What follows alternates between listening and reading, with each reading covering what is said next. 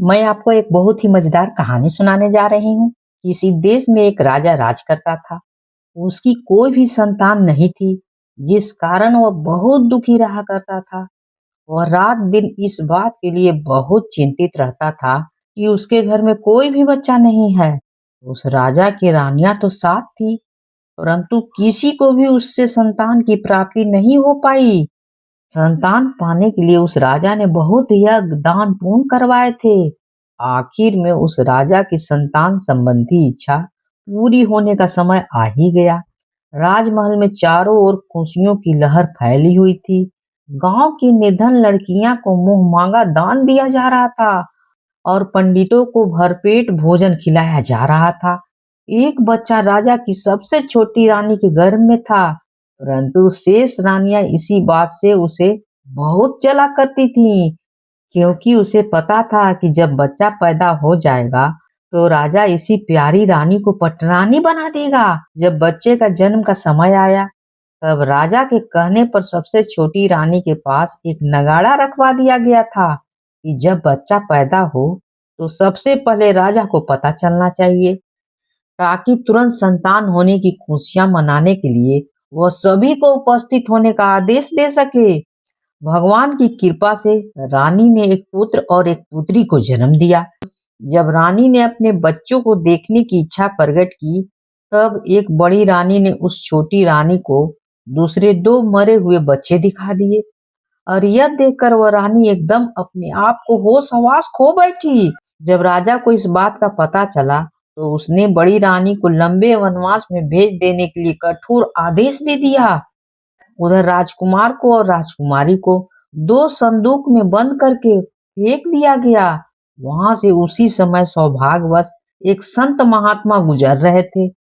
तभी उन्होंने दो बच्चे की रोने की आवाज अपने कानों में सुनाई पड़ी। उन्होंने तुरंत उसे उस बड़े से संदूक को बाहर निकाला और उन्हें अपने घर ले गए। महात्मा जी उन दोनों बच्चों को लालन पालन करने लगे।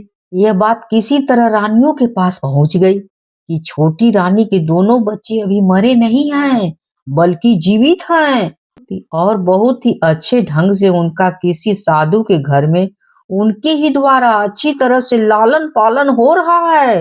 उन ईर्ष्यालु रानियों ने एक सेविका के हाथ दो जहर के पेड़े भेजे और कहा कि जब कहीं भी वह महात्मा जी अपने घर से बाहर जाएं, तो ये पेड़े उन दोनों बच्चों को खिला देना। सेविका ने जहर के दोनों पेड़े दोनों बच्चों को खिला दिए।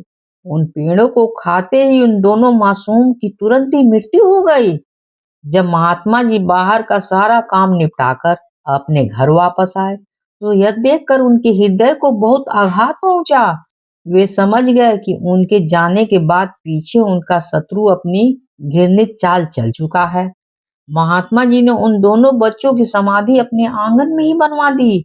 कुछ समय बाद राजकुमार की समाधि पर आम का एक पौधा और राजकुमारी के समाधि पर एक चंपा का पौधा उग आया।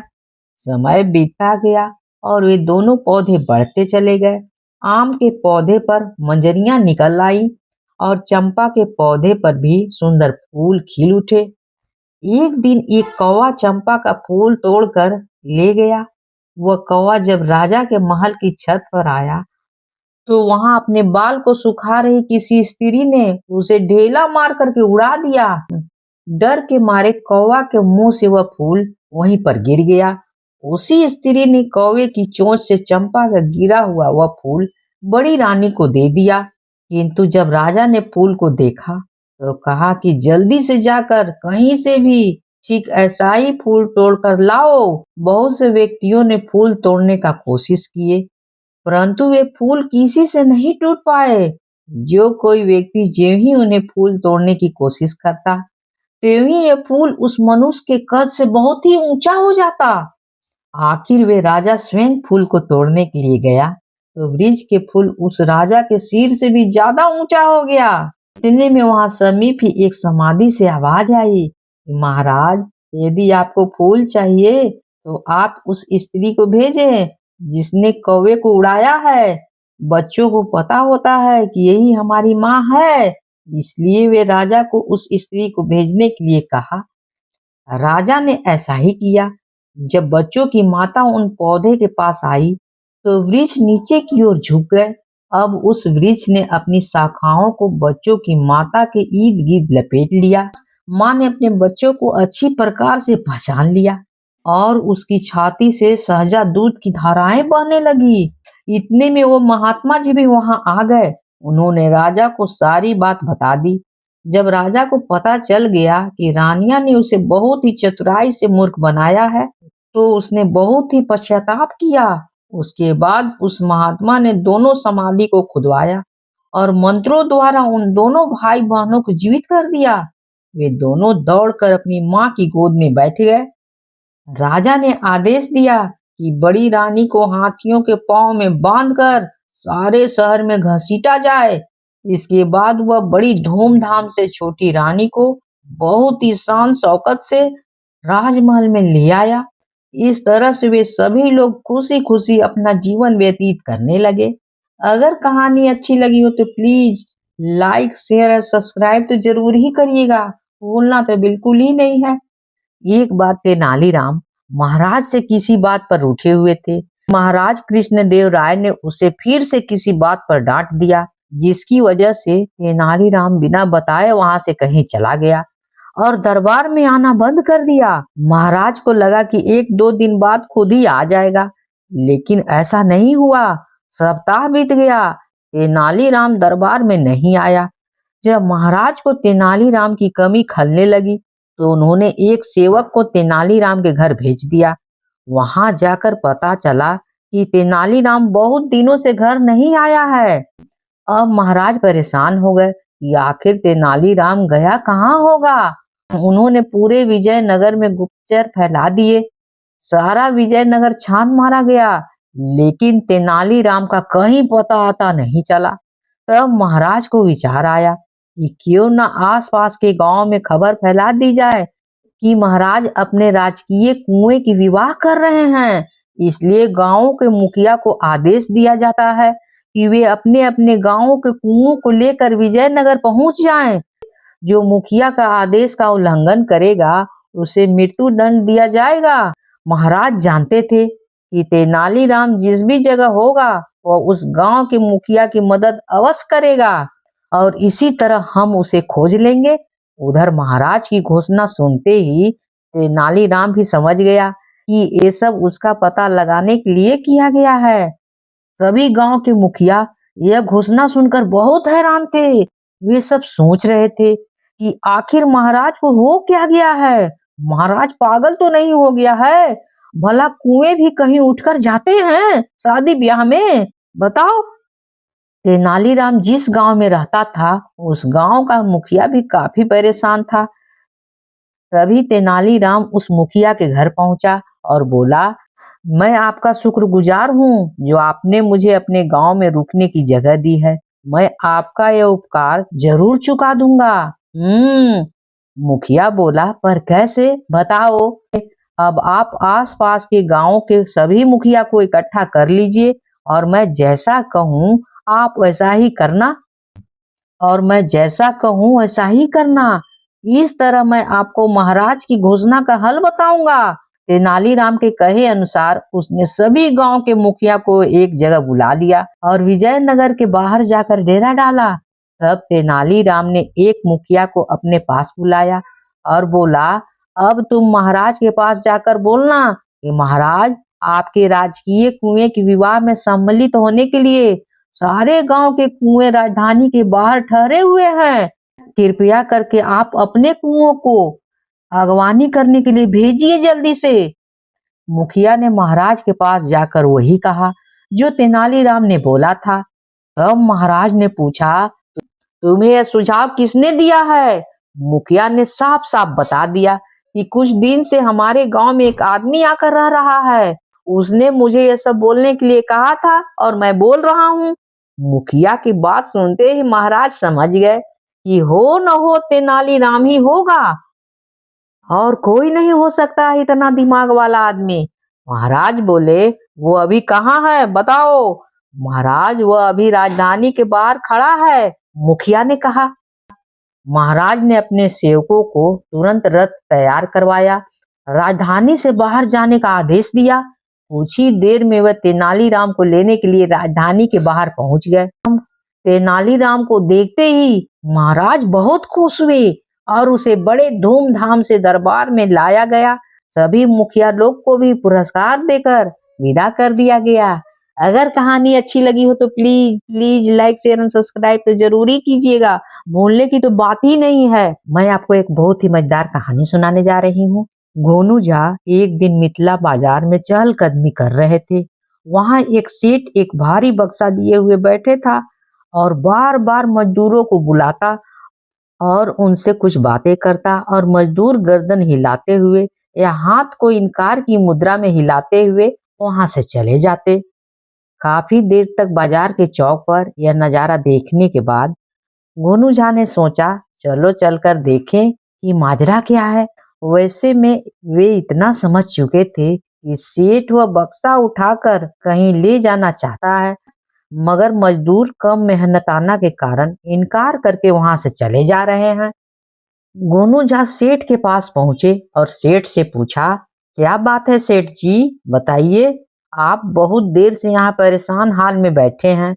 सेठ ने कहा, हाँ भाई, मुझे एक मजदूर चाहिए जो यह बक्सा उठाकर यहाँ से 3 कोस की दूरी पर जो गांव है वहां पहुंचा दे। गोनू झा ने कहा, मैं भी यहाँ काम की तलाश में आया हूँ, चलिए मैं ही पहुंचा दूं। बोलिए मजदूरी क्या देंगे। सेठ मुस्कुराया और बोला, मेरे पास देने के लिए 3 अनमोल उपदेश हैं जो मैं हर एक कोस पर तुम्हें एक एक करके दूंगा। गोनू झा ने कहा, यानी पैसा रुपया कुछ नहीं, खाना खुराकी भी नहीं, सिर्फ उपदेश। सेठ ने कहा, हाँ, 3 अनमोल उपदेश जिससे तुम्हारा जीवन बदल सकता है। गोनू झा ने मजदूर की तरह ही हाव भाव बनाते हुए कहा, सो तो ठीक है, मगर उपदेश हर आधा कोस पर दे दीजिए। सेठ ने कहा, ठीक है, मगर तीसरा और अंतिम उपदेश सुनने के बाद तुम्हें 3 कोस चलकर तुम्हें उस गांव तक पहुंचने का वादा करना होगा, समझे। गोनू झा ने वादा कर लिया। गोनू झा मन ही मन सोच रहे थे कि उपदेश लेना बुरा नहीं है, हो सकता है कि कोई काम की बातें सुनने को मिल जाए, और यदि सेठ ने ठगने की कोशिश की तो उसे सबक सिखाकर ही लौटूंगा, इसमें क्या दिक्कत है। जब गोनू झा बक्सा उठाने के लिए झुके तो सेठ ने कहा, हाँ जरा सावधानी से, इसमें बेहद नाजुक चीजें रखी हुई हैं। गोनू झा ने सावधानी पूर्वक सिर पर बक्सा उठा लिया। आधा कोस चला तो सेठ से कहा, सेठ जी, पहला उपदेश दे दीजिए। ऐसे आदमी पर भरोसा न करना जो कहे कि केवल अपना पेट भरने से अच्छा है भूखा रह जाना। सेठ ने उपदेश दिया। गोनू झा को सेठ की बात बहुत पसंद आई। जब गोनू झा दूसरे आधे कोस में प्रवेश कर गए तब दूसरा उपदेश सुनने की बेचैनी होने लगी। उन्होंने सेठ से दूसरा उपदेश देने को कहा। सेठ ने दूसरा उपदेश सुनाया, ऐसा आदमी विश्वसनीय नहीं जो कहे घोड़े पर सवार होने से अच्छा है पैदल चलना, समझे। गोनू झा यह सुनकर शांत रह गए। बात ठीक भी थी कि जब घोड़ा हो तो पैदल क्यों चले। तीसरे आधे कोस में प्रवेश के बाद गोनू झा ने सेठ से कई बार कहा कि उपदेश सुनाइए, मगर सेठ टालता गया। जब कुछ ही दूर बचे तो गोनू झा रुक गए और बोले, अब तीसरा और अंतिम उपदेश दे ही दीजिए सेठ जी, वरना अब मैं एक कदम आगे नहीं बढ़ूंगा। यदि आप यह सोच रहे हैं कि तीसरा उपदेश सुनने के बाद मैं यह बक्सा आपके स्थान तक नहीं पहुंचाऊंगा तो यह बात आप अपने मन से निकाल दीजिए। मैं ब्राह्मण हूँ और झूठा वादा नहीं करता हूँ। विवश होकर सेठ ने तीसरा उपदेश सुनाया, उस आदमी पर भरोसा मत करना जो कहे कि संसार में तुमसे भी बड़ा कोई मूर्ख होगा, समझे।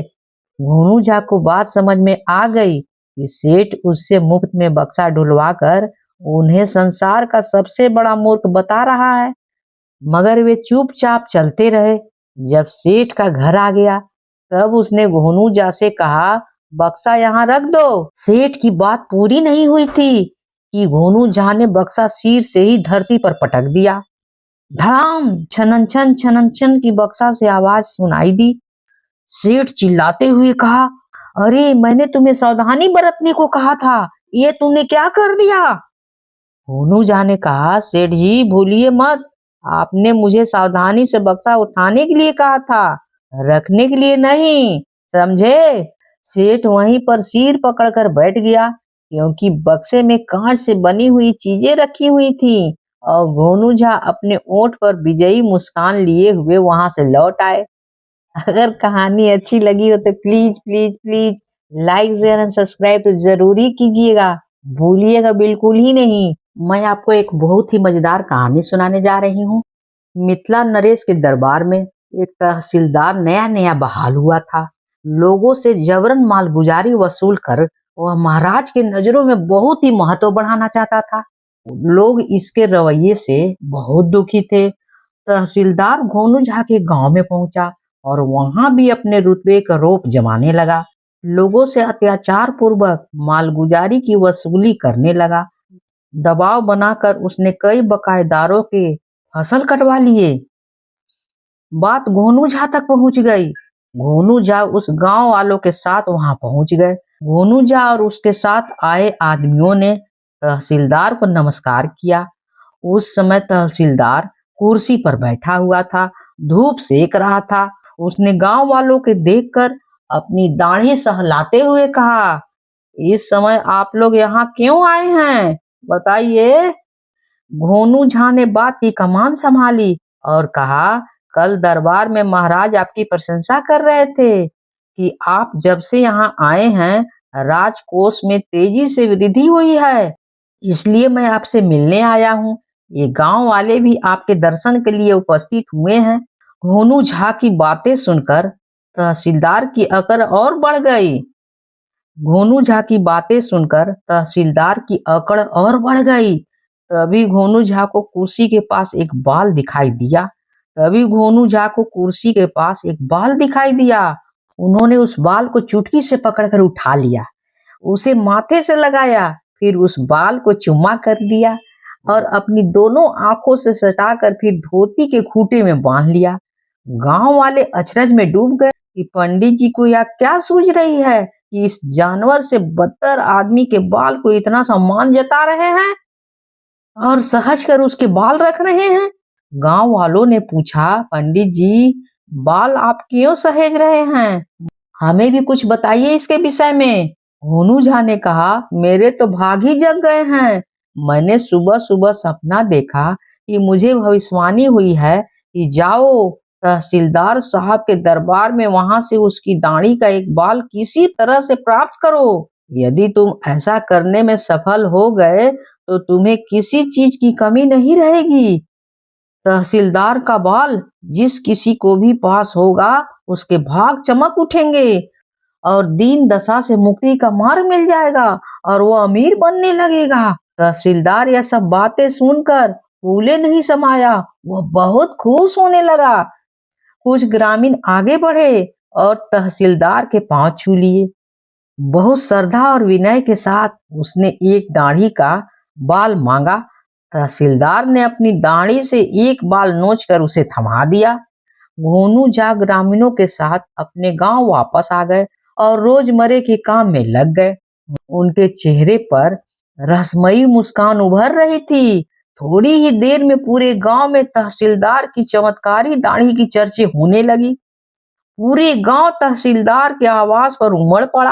पहले तो तहसीलदार ने कुछ लोगों को अपनी दाढ़ी से बाल खींच खींच कर दिया, मगर मांगने वाला का सैलाब उमड़ता ही जा रहा था।